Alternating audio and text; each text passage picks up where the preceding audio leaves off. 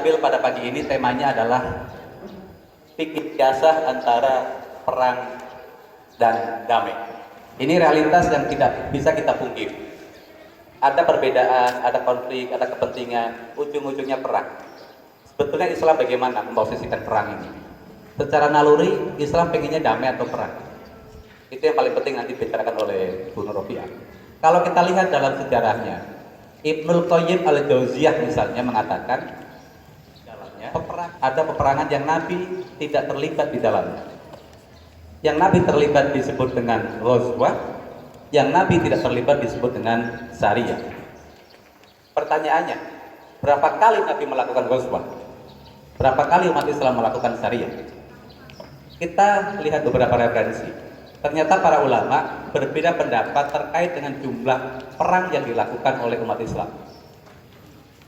Ibnul Qayyim al-Jauziyah misalnya mengatakan, ghazwah Nabi, perang Nabi yang Nabi langsung terlibat di dalamnya, ada yang bilang 25 kali, ada yang bilang 27 kali, ada yang bilang 29 kali.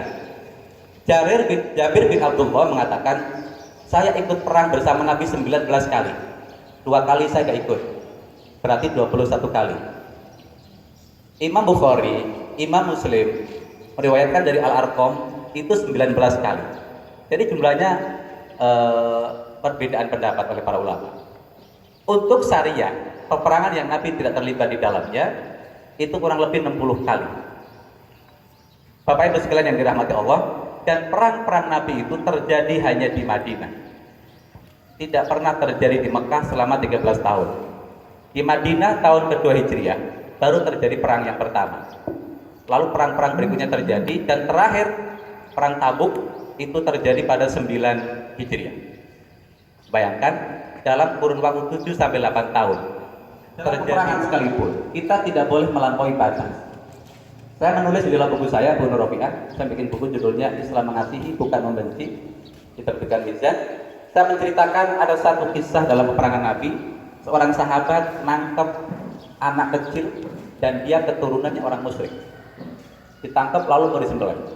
Nabi bilang, kamu gak boleh nyembelih anak kecil, gak boleh dibunuh.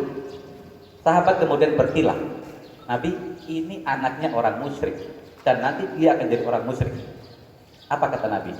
Dia memang anaknya orang musyrik, tapi kita nggak tahu nanti gedenya jadi apa. Dan siapa di antara kalian, kata Nabi, yang dulu bukan keturunan orang musyrik? Tidak ada satupun. Lalu dilepaskan oleh Nabi. Itu kearifan-kearifan dalam peperangan sekalipun. Karena itu untuk membicarakan tema ini lebih detail, lebih mendalam, ya, sambil kita menunggu Profesor Wawan yang masih Zoom di jalan tadi beliau. Kita ingin mendengarkan paparan dari Ibu Dr. Nur Rofiah Bil Uzum. Bacanya Uzum ya, bukan Uzum. Bil Uzum. Saya sedikit ingin membacakan biodata beliau. Tak kenal maka tak sayang, ya.